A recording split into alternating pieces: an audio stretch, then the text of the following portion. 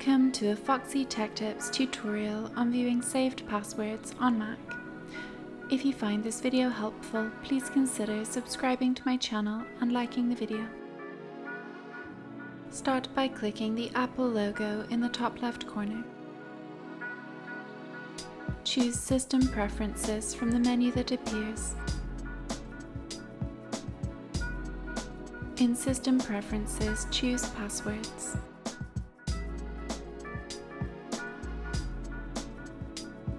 You will have to enter your Mac user password to continue.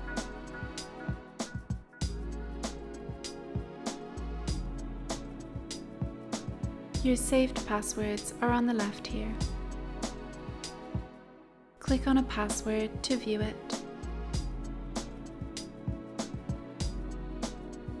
You can hover over a password to reveal it, and click it and choose Copy Password to copy it. You can edit the password by clicking Edit in the top right. You can change the password and username here, among other things. And that draws an end to this tutorial.